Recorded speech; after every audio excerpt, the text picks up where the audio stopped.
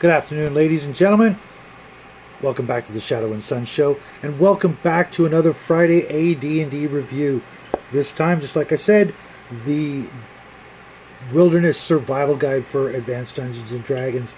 Now, while the previous Dungeoneer's Survival Guide was broken down more into a Players and Dungeon Master section, this section seems to be more about the Dungeon Master, although as it's a Wilderness Survival Guide, I'm going to leave that up to you guys whether you think this is apt material for your players.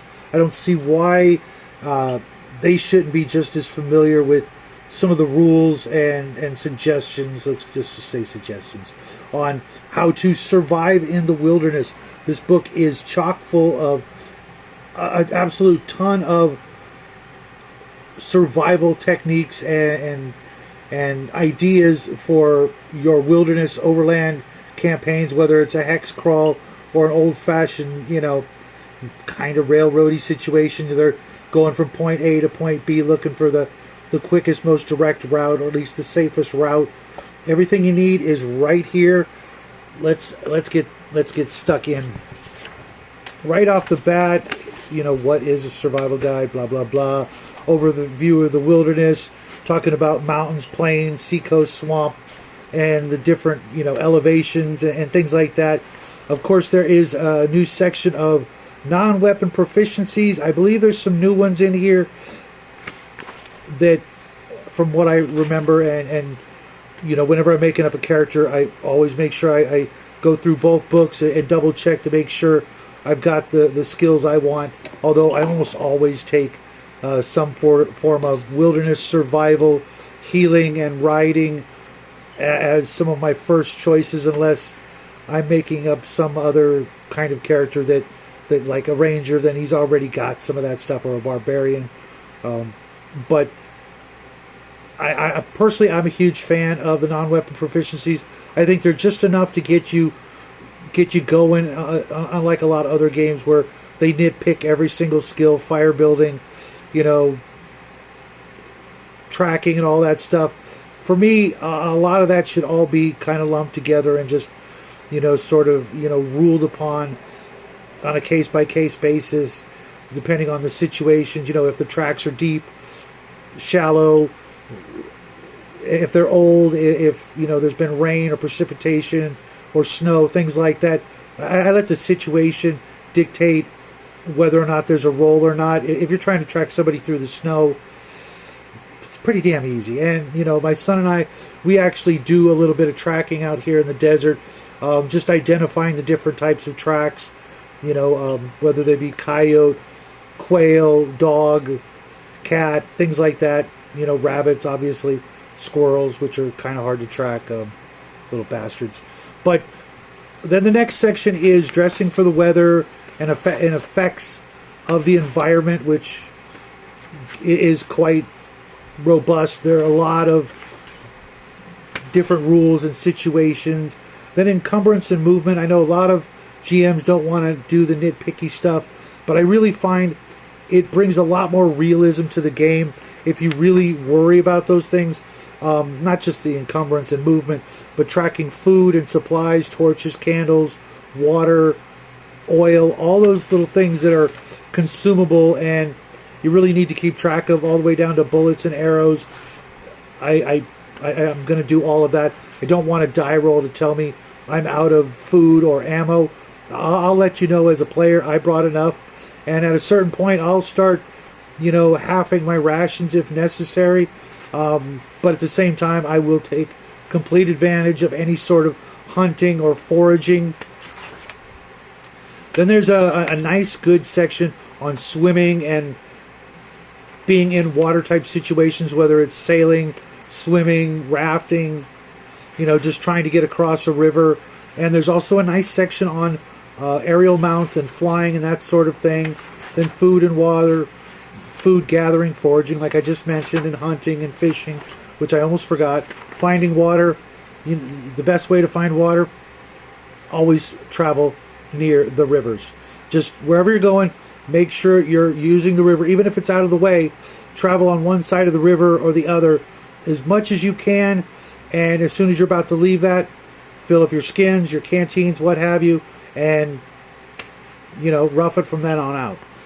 Camping and campfires, all the different effects and usage of fire.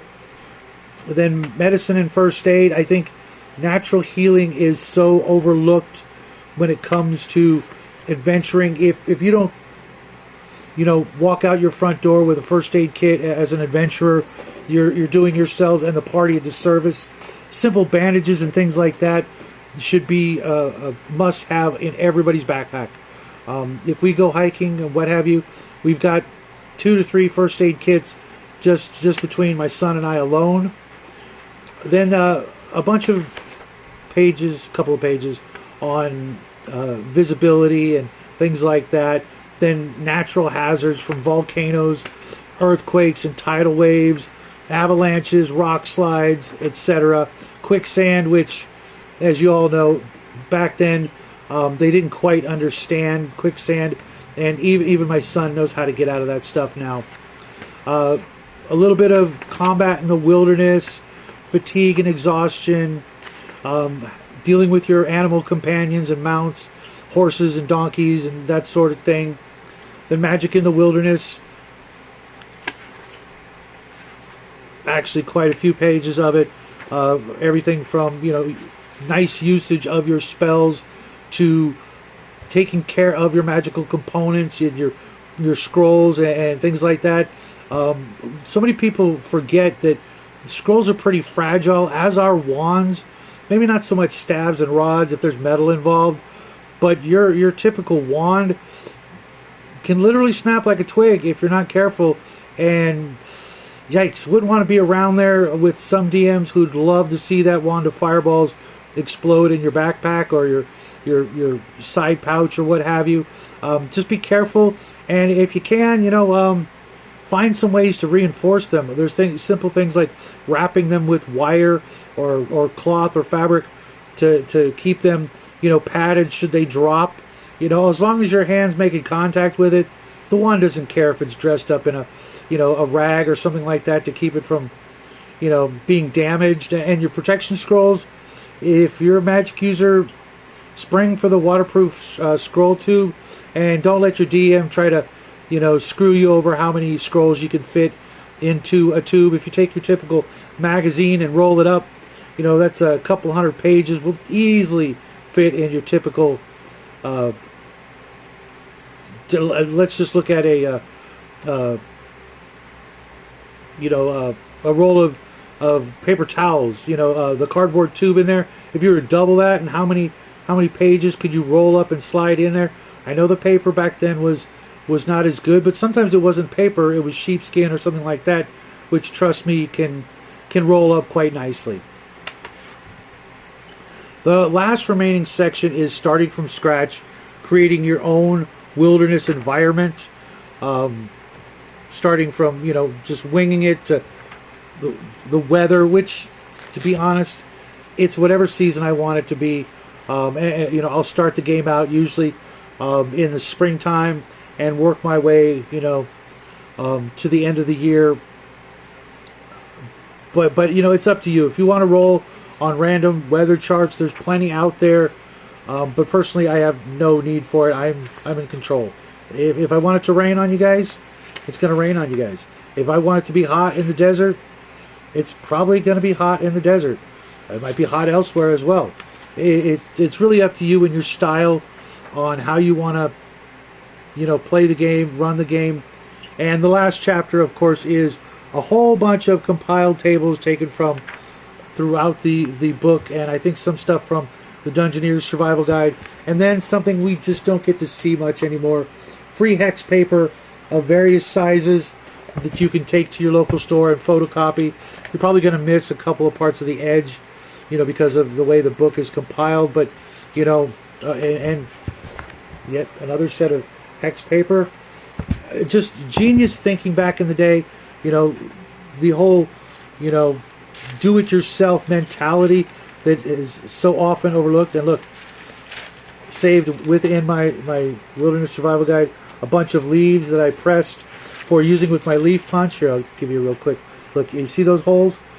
That's what the leaf punch that I got from Green Stuff World does. You can do it with paper, but I'm like, why not just use real leaves and just make little leaves out of big leaves? So I use the hole punch, and I save these leaves off our black cherry tree out in the front yard.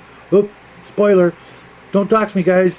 But this stuff works great for scattered terrain, and it really, really makes your outdoor terrain look all that much more realistic.